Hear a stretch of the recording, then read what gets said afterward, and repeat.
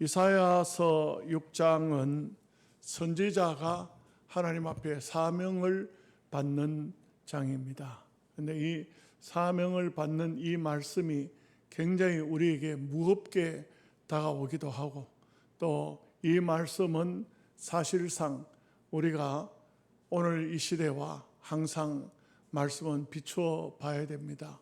이럴 때 보면은 시대적으로 참으로 우리가 살고 있는 시대도 너무나도 암울하다 이렇게 보여집니다. 잘 아시겠지만 서서히 나라가 망가져가고, 나라가 거의 본 기능을 아예 잃어져 가고 있는 듯한 그런 느낌이 들고, 나라를 다스리는 이런 사람들이 어쩌면은 오늘 이 이사야서 6장에 나와 있는 것처럼 전체적으로 보면은 친중 세력들이 나라를 다스리듯이 당시에는 친애굽 세력들이 나라를 다스리는 이런 나라로 변화되어 가는, 바뀌어져 가는 그런 상황을 볼 수가 있습니다. 시대적으로 보면 그때 많은 백성들이 물어봅니다. 선자여 선자여, 파수꾼이여 파수꾼이여, 지금 때가 어느 때가 되었느냐 이렇게 이제 묻지요. 이게 묻는 물음이 바로 바벨론에서 나라가 망하기 직전에 묻는 물음이에요. 그럴 때 선자의 대답은 밤이 오리라, 밤이 오리라. 그러나 이 세상 역사에는 밤으로만 끝나지 않죠. 밤이 오고 또 새벽이 오리라, 이렇게 이제 말씀을 하고 있습니다. 그래서 우리는 항상 시대적으로 보면 오늘 우리가 살고 있는 시대가 어느 때인가, 우리의 후손들에게 어떤 것을 물려줘야 될 것인가, 그래서 매우 심각한 문제가 아닐 수가 없습니다. 국방부 장관이라는 분이 군의 체계도 모릅니다. 아마 이런 분이 방위 출신, 또 그것도 탈영을 해가지고 온 나라가 시끄럽습니다. 육해 공군 사관학교를 하나로 합치겠다고 합니다. 북쪽에서는 남쪽을 향해서 38선 가까이까지 다 길을 닦아서 군인들이 넘어올 수 있도록 하고, 또 전에 그 좌파 정권 때 벌써 아마 북쪽에서 넘어오면 그냥 무사 통과할 수 있도록, 전에는 탱크도 못 넘어오도록 막 이렇게 했던 시설물들을 다 제거해주고, 도대체 무슨 생각을 하고 있는지, 어떤 마음을 가지고 있는지 보면은, 역사를 더듬어 보면은요, 세계 역사 다 거의 같습니다. 베트남, 베트콩, 이 베트콩한테 왜 베트남이 망했는지 아십니까? 그 나라에 대통령으로 출마한 사람이 베트콩이었어요. 그러니까 이게 숨겨져 있는 그 베트남 지하에는 전체적으로 베트콩들이 그 지하 체계를 마련하고 있었어요. 그러니까 나라에서 어떤 결정을 하든지 간에 벌써 하루만이면 베트콩들이 다 안다는 거예요. 그런 상태에서 나중에 전쟁을 치르니까 전쟁을 치룰 힘이 있겠어요? 되겠습니까? 군사가 어디로 움직이는지, 누가 명령을 내리는지, 내일은 어떤 작전을 하고 있는지 베트콩들이 다 아는 거예요. 그러니까 나라는 결국은 망할 수밖에 없고, 실컷 싸웠지만 미군들이 많이 전사하고, 또 한국 군인들도 가서 많이 전사하고, 미군들이 견디다 못해서 그 사람들이 결국은 철수합니다. 철수하자 50일 만에 공산국가가 되어버렸어요. 이게 간단하게 끝나버리는 거예요. 간단하게. 그러니까 이게 역사를 되돌아보면은, 대체적으로 보면은 공산당들이 나라를 점령해 들어올 때 아주 차근차근히 들어옵니다. 어디서부터 들어옵니까? 지식인들, 언론인들, 정치인들, 종교인들 살살 점령해 들어오는 거예요. 그래서 목사님들 또 요즘에는요, 목사님들만 모인 방이 있잖아요. 목사님, 장로님 방. 그런 데서도 애국 운동조차도 제대로 못해요. 제가 만든 애국방을 하다가 이제는 그냥 대체적으로 보면 그냥 언론 이렇게 보는데, 어떤 우리 총회 목사님들 모인 데 가보면은 거의 좌파 일색이에요. 거의 이렇게 돼 있는 그런 것을 볼 수가 있어요. 지난 목요일 날 감산기도원에서 58주년 그 기념 예배를 설립 58주년을 했어요. 감상기도원은 여러분 뭐 어떻게 생각하시는지 잘 모르겠습니다만 그 기도원 원장이 철저한 애국주의자예요. 그래서 화요일 날은 국가와 민족을 위해서 철야 예배를 오랜 세월 했어요. 국가와 민족을 위한 기도회를 계속했고, 이 감상기도원이 세워지기를 8.15 강복을 중심으로 해서 세워졌어요. 8월 17일인가 뭐 그래요. 그래서 강복절이, 해마다 강복절이 다가오면 그 전후로 해서 기념주의를 지켜요. 기념주의를 지키면서 이제 나라와 민족을 위해서 애국 운동을 하는데, 그래서 실제적으로 그 기도원 원장은 젊을 때 아주 이쁘고 젊을 때, 한 20대 요 때부터 시작해서 그냥 전방에 다니면서 그러면서 군인들을 위로하고 그 사람들하고 가서 예배드리고 그들을 위해서 군 신자하 운동을 일으키는 그런 한국에 내놓으라 하는 역사적인 인물들, 이런 인물들하고 다니면서 복음을 전하던 그런 분이에요. 그래서 이제 어느 때부터인가 이제 어떤 얘기를 하시느냐 하면은 우리나라에 조금 전에 우리 그 배 집사님 기도했던 것처럼 이게 해방이 공짜로 된 것이 아니다 이거죠. 우리나라는 6.25 사변을 통해서 참 나라가 망해져 가다가 하나님의 은혜로 살았고, 또 일제 36년 동안 참 압박과 서름을 당하다가 그러다가 하나님의 은혜로, 이거 기적적입니다. 기적적으로 하나님의 은혜로 해방을 맞이해서 이렇게 이제 우리 민족이 세계 민족 속에 우뚝 선, 그야말로 이 대한민국이라는 것이 이 조그만 나라지만 얼마나 하나님의 은혜와 축복이 많은 나라인지 이거는 다 말로 다 할 수가 없어요. 뭐 이번에도 여러분 태풍이 올라오다가 일본에서 난리가 났잖아요. 일본에서 완전 일본 초토화 시켰습니다. 그 태풍이 일본으로 하나 들어가고 또 하나는 한반도로 온다 해가지고 우리가 대한민국이 들어오면 큰일 났다고, 이거 큰일 났다 했는데 이게 또 중국으로 들어갔어요. 중국 난리가 났어요. 대한민국은요, 지진도 크게 일어나지 않고 태풍 이런 거 다 일본이 앞에서 다 막아주고 제주도가 다 막고, 또 태풍이 오다 심심하면 중국으로 갔다가 대만으로 갔다가 필리핀으로 가지, 대한민국으로는 거의 약간 비만 좀 뿌려주지. 이 조그만 나라에 태풍 제대로 들어와 보세요. 끝장나버리지. 절단 나버리지. 예, 그런데 불구하고 참 이렇게 대한민국 하나님께서 모든 환경적, 지리적으로도 지켜주시고, 또 지난 날을 돌아보면은 참 유엔이 와서 참 대한민국을 위해서 그 이 후진한 나라, 이 미개한 나라에 와서 자기들이 생명 바쳐서 싸워줬잖아요. 그러다 보니까 이 기도원에서 이 원장이 그렇게 그 전군 신자하 운동하면서 전국적으로 복음을 전하러 다니다가 어느 순간에부터 자체에서 구국 기도회를 하다가 이제는 그 서울의 세덴 교회 소강성 목사님이 이 대한민국 6.25 참전 용사들 초청을 해요. 초청을 하는데 그 초청은 그거는요 엄청나게 돈이 많이 들어가. 이게 비행기표를, 왕복표를 다 줘야 되고 해줘야 되고 호텔 다 얻어줘야 되고 먹을 음식을 다 준비하다 보니까 한 번 행사를 치르면 몇 억씩 들어가는 거예요. 몇 억씩. 그러니 이거는 적은 교회는 흉내도 못 내요. 어떻게 할 수도 없어. 그러니까 그렇게 하는데, 그런데도 불구하고 못 오는 분들이 있어요. 왜 못 올까요? 6.25 참전해서 팔이 잘려버린 사람, 다리가 잘려버린 사람, 눈이 다 멀어버린 사람, 이런 사람들은 이 대한민국에 오고 싶어도 올 수가 없어요. 그러니까 이분들을 찾아가서 그분들을 위로하고 그분들을 축복하는 거예요. 그래서 우리 대한민국 6.25 전쟁에 참여했던 이 사람들을 찾아가는데, 나라마다 가면은 대사를 통해 가지고 나라의 아주 기빈들을 국방을 책임지는 기빈들을 모시고 그 예배를 드리고 기념 행사를 해요. 기념 행사를 하고 대한민국에서 해야 되죠, 사실은. 그런데 그 사람들에게 메달을 만들어서 목에 걸어드리고 선물을 드리고 그리고 잘 대접을 해가지고 고맙습니다.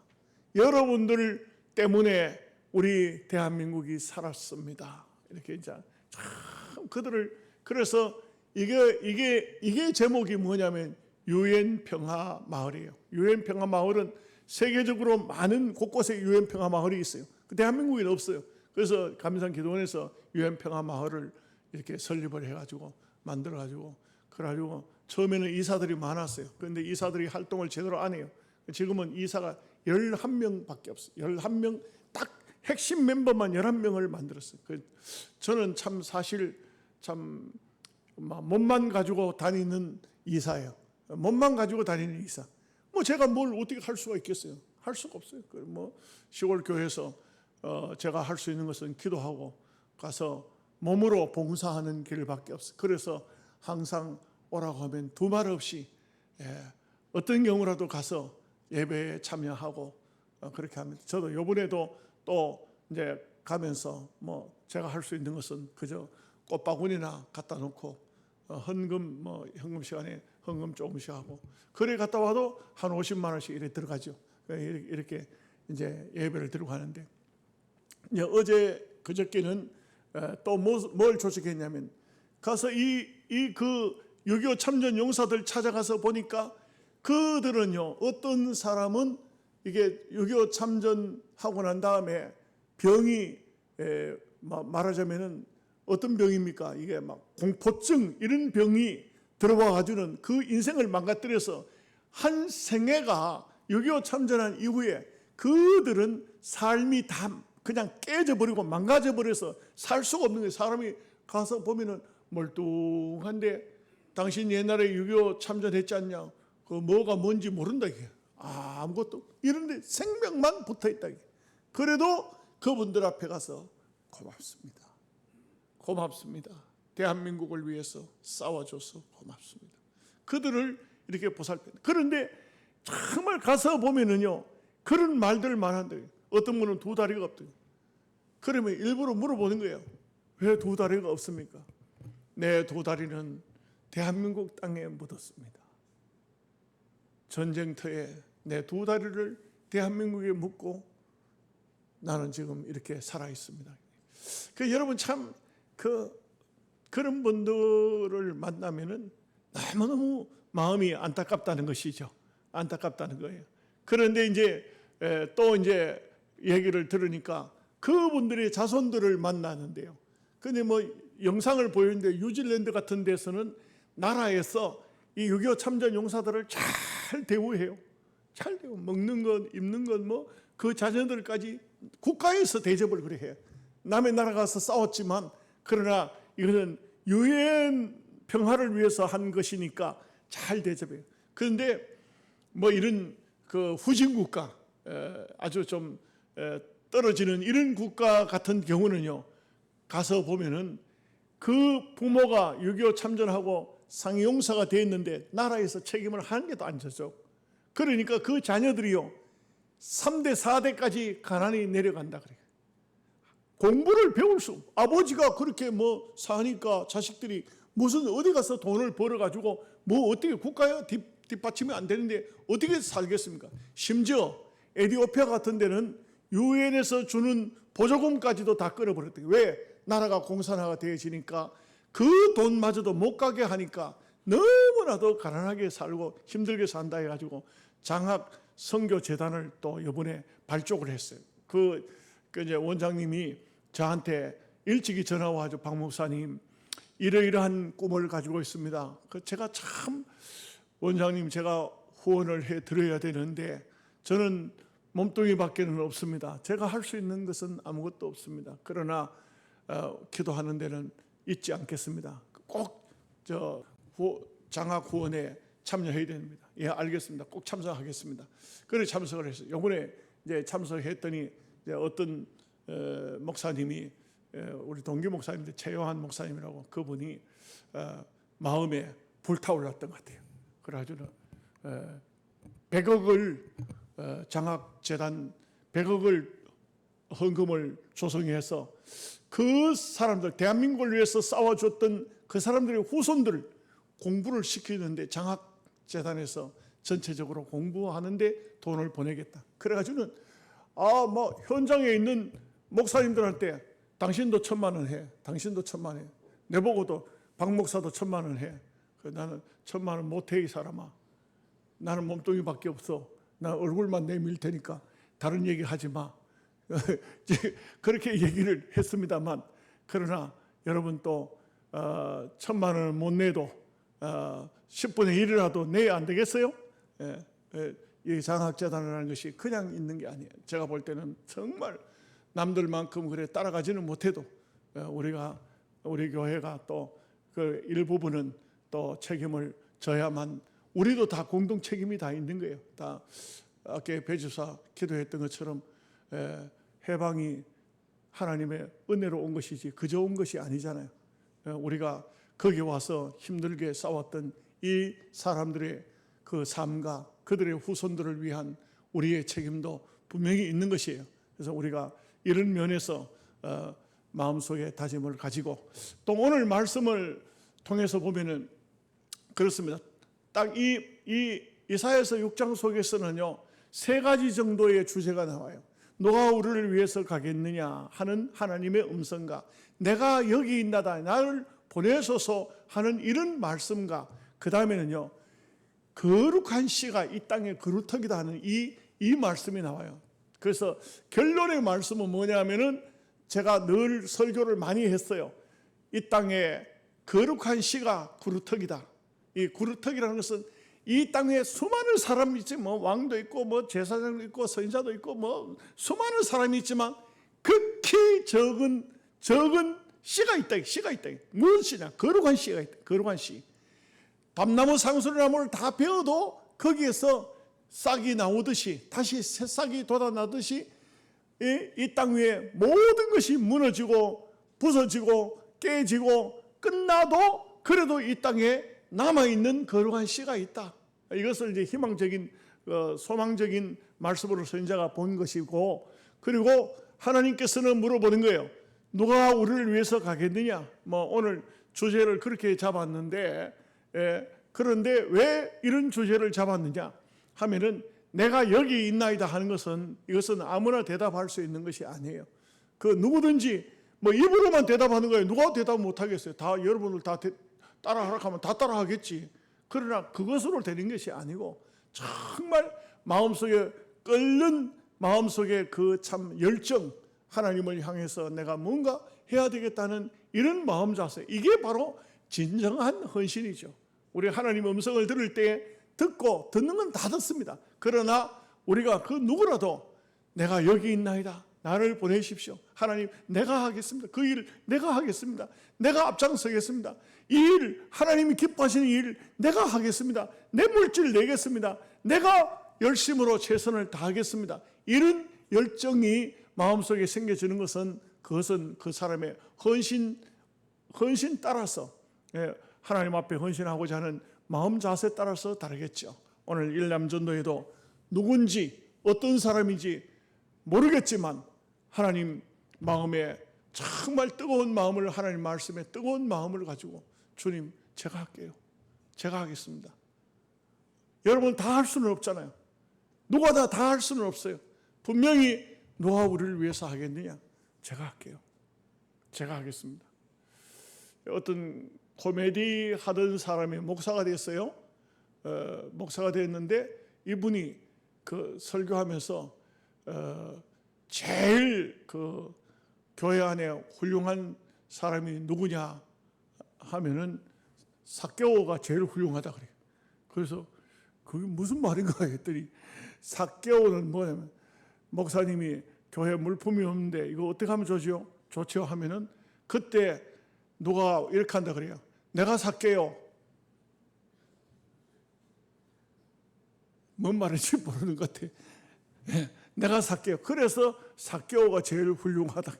예수를 믿어도 믿음이 우리의 심령 속에 있는 것도 귀하지만, 정말 그것도 귀하지만, 우리가 하나님의 나라를 위해서 뭔가 내가 할게요, 내가 살게요.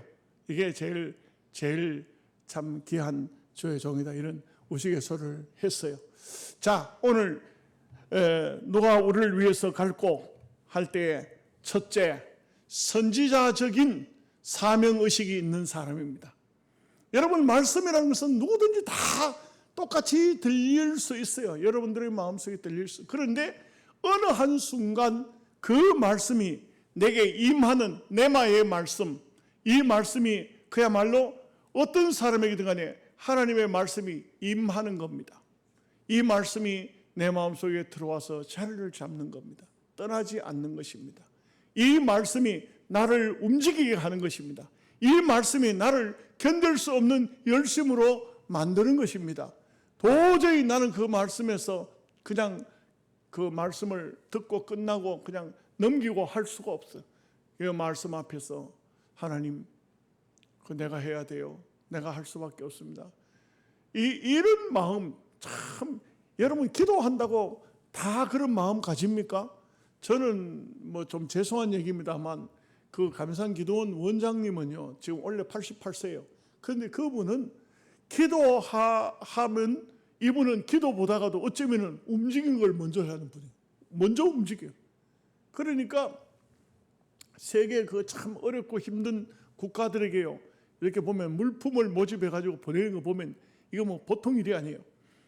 한 번은요 우즈베키스탄 저쪽에 스탄들 뭐 카자흐스탄, 우즈베키스탄 무슨 스탄들, 그 스탄들에 가서 복음을 전해요. 복음을 전하는데 가서 막 그 나라들이 원래가 기독교 나라였어요. 기독교 나라였어요. 정교였어요. 정교였는데 이 공산화 되어져 가지고 그러한 선교사를 들어오지 못하게 하고 교회 목사들을 잡아 죽여버리는 러시아로 나라가 바뀌어 가지고 그래 가지고는 나라가 엉망진창이 됐잖아요. 그래 가지고는 결국은 70년 만에 해방을 받아요. 그러나 전부 다 자기들 국가로 이름들을 만들어요. 뭐 우즈베키스탄, 카자흐스탄 무슨 뭐 스탄들로 이렇게 나라들이 다 분리가 돼요. 분리가 되고 난 다음에 그곳에 가서 이제 복음을 들고 가서 전파하는 거예요. 말씀을 전하는 거예요.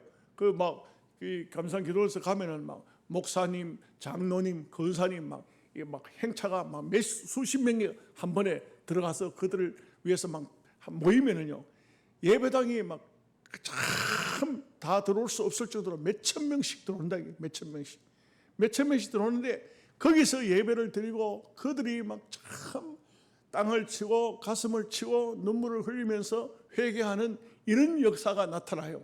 이게 참 얼마나 귀한 일인지 몰라요. 그런 일들이 벌어져요. 그런데 나가서 보니까 땅은 좋은데 거기는요 참 우리가 생각하는 상상 이상이에요.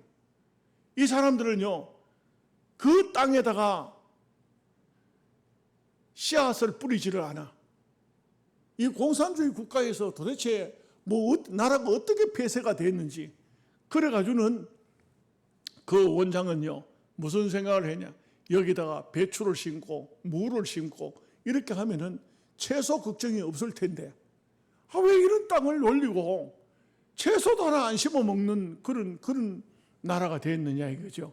그래서 채소를 심는 방법을 가르치고 그러고 난 다음에 내가 다음번에 들어올 때는 배추씨, 무씨 가지고 와서 여러분들에게 그 씨앗을 나눠주겠다. 그러면 여러분들은 그 씨앗을 심어서 땅은 빈 땅이 많으니까, 노는 땅이 많으니까 심어서 먹으면 채소만 먹어도 된다. 그래서 이제 그 가서 처음 이 한국에서 들어갈 때 가져갔던 야채 뭐 이런 음식들 뭐 이렇게 해주니까 그 사람들 잘 먹는 거야. 너무 잘 먹는 거야. 뭐 너무 좋아하는 거예요. 그래가지고 그렇게 약속을 했대. 그래 하고 난 다음에 한국에 와서 이제 배추씨, 무씨 이걸 이제 사려고 봉지를 하나 사니까 이거 의외로 굉장히 비싼 거예요. 이걸 3,000개씩 배추씨 3,000봉지, 무씨 3,000봉지를 사려고 하니까 돈이 엄청나게 돈이 보통 돈 가지고 안 되는 거예요.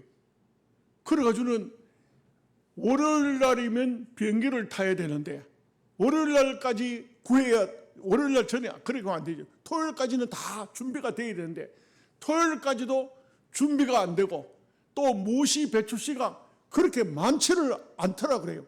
어디가 구할 데도 없고 공장에 연락해도 말이죠. 그 배추씨 무시를 파는 걸 보고 연락을 해도 구할 방법이 없대. 그래가지고는 하나님 이거 어떻게 하면 좋습니까? 약속을 해놨는데 그냥 들어갈 수도 없고 어떻게 하면 좋겠습니까? 기도하는데 내가 딱 떠오르더라 그래. 내가 농사 짓는 사람이요? 배추 농사 짓나요? 무농사 짓나요? 근데 왜 내가 떠올라? 그래가지고 전화가 왔어. 박 목사님 이거 큰일 났어. 지금 스탄에 들어가야 돼. 월요일 날 비행기 타야 되는데. 그런데 그때가 아마 한 목요일인가 그쯤 된 것 같아요. 그 전화가 왔어요. 이거 이번 주 안에 이거 씨앗 다 준비해야 되는데. 근데 제가요, 저도 모르게 원장님 걱정하지 마십시오.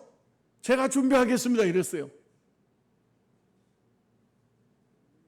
아유, 여러분들도 생각이 안 떠오시는구나. 안 되는구나. 그런데 우리 정거사님한테 물어봤어.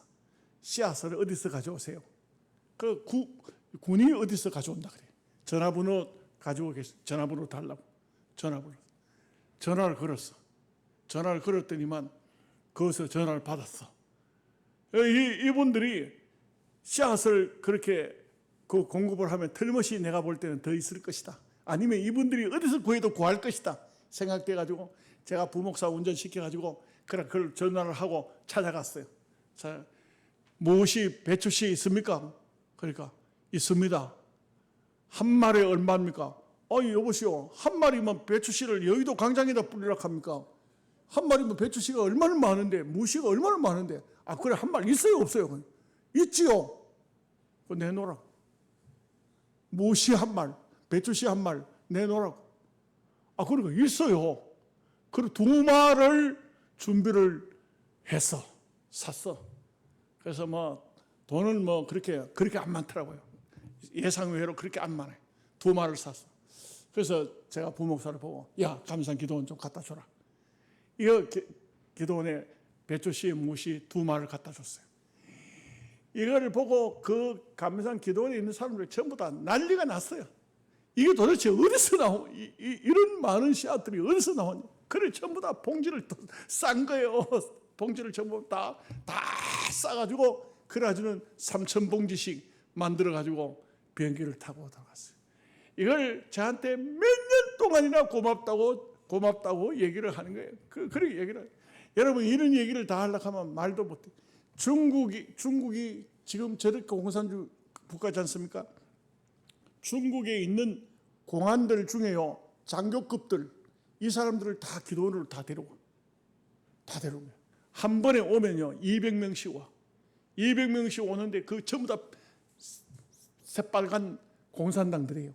이 사람들에게 일주일 내내 성경을 가르치고 기도하고 이러고 강강을 시켜줘요. 일주일 동안 내내 기도원에서 그들은 나가지 못하고 그 안에서. 근데 제일 중요한 게 먹는 게 제일 중요하대요. 야, 나는 그 실제 맞는가 싶어요. 한 사람이 한 끼니에 통닭 한 마리씩 먹는다 그래요.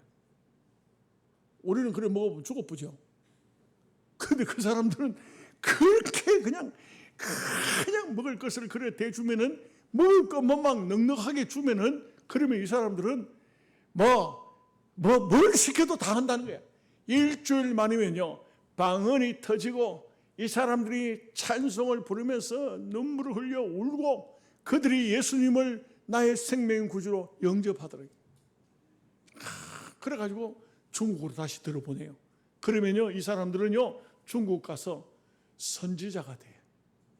하나님의 말씀을 전하고 자기들이 가서 여기서 배운 것을 가져가서 기도를 해요. 그래서 저도 조금 후원을 좀 계속적으로 하다가 나중에는 힘들어서 더는 못했는데, 근데 이제 기도원에서도 후원자가 끊어지니까 계속 하다가 어느 정도 제가 볼 때 한 몇 년 한 것 같아요. 그래 하다가는 이제 어느 정도 이제 돼서 이제 끝을 맺었는데, 제가 이렇게 말씀드립니다. 하나님의 말씀이라는 것은요 다 들려옵니다. 다 듣습니다. 그러나 그 말씀이 들리는 말씀이 내게 레마로 임할 때 내 속에 들어와서 내 생명의 씨앗이 되고 하나님의 말씀이 나의 삶을 주관하고 그 말씀이 내 속에 들어와서 나를 붙들어 맬 때에 그 말씀 속에서 벗어나지 못하고 하나님의 사람으로, 하나님의 백성으로 하나님의 음성이 그들에게 임하게 되는 것입니다. 두 번째는요, 이 말씀이 임하게 될 때에 책임의식이 강하게 일어나게 되는 것입니다. 그래서 오늘 또 헌신예배 시간인데 많은 시간을 말씀할 수 없습니다만, 여러분 성경에 보면은 다윗에게 있어서 보면 3명의 용사를 다윗이 극히 아주 좋아하고 자랑하는 얘기가 나와요. 블레셋과 전쟁을 자주 치렀는데 블레셋과 전쟁을 한 번은 치르다 보니까 베들레헴을 떠나서 이렇게 어쩌면은 베들레헴 쪽에는 오히려 블레셋 군인들이 들어와서 점령을 해버리고 다윗은 베들레헴을 떠나 있는 그런 입장이 됐어요. 그래서 베들레헴과 다윗의 관계는 오히려 반대 방향에 서 있게 되는 그런 진영이 됐어요. 그 블레셋과 전쟁이 끝이 잘 보이지 않을 정도로 전쟁이 치열했던 거예요. 그럴 때 다윗이 달밤에 하늘을 쳐다보면서 그런 말을 했어요. 저 베들레헴 성문 곁에 우물물을 누가 나로 하여금 마시게 할꼬. 이것은요, 정말 어찌 보면은 다윗의 푸념이지만 언제 이 전쟁이 끝이 나서 내가 저 베들레헴 성문 곁에 있는 우물물에 아마 다윗은 이른 아침이면 그 물통을 들고 그 성문 곁에 있는 우물물을 떠다 먹었던 것 같아. 그런데 그 물을 마시게 할고 하는 이런 얘기를 혼자 중얼거렸는데 그 소리를 다윗의 아주 용맹한 용사 3사람이 그 소리를 들은 거예요. 누구가 들었는지 모르지만 듣고 우리 주군께서 베들레헴 성문 곁에 있는 우물물을 먹고 싶어 한다. 물을 먹고 싶은 것이 아닌데 그렇게 이 사람들은 받아들인 거예요.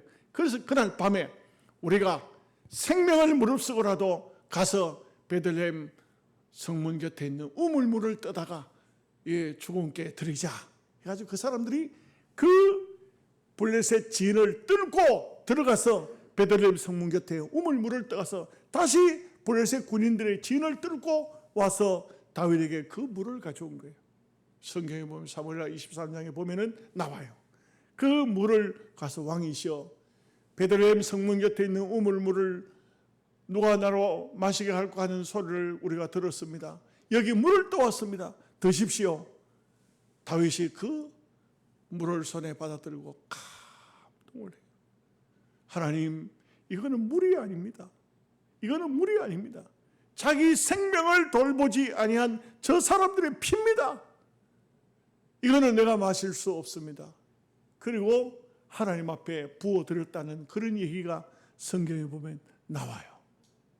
이게 바로 다윗에게 충성된 사람이었어요. 여러분, 우리가 그래요. 저도 목회하면서 이래 봅니다만 말은 제가 다 공평하게 해야 되니까 누구한테 편애할 수가 없으니까 그럽니다만 정말 그 마음이 어떤 분은 보면 하나님을 향해서 진심인 사람이 있어요. 진심인 사람. 정말 하나님을 향한 마음 자세가 정말 진심으로 기울어져 있는 이런 충성된 사람. 하나님께서 대단히 기뻐하실 겁니다. 하나님께서 얼마나 귀히 여기실까요?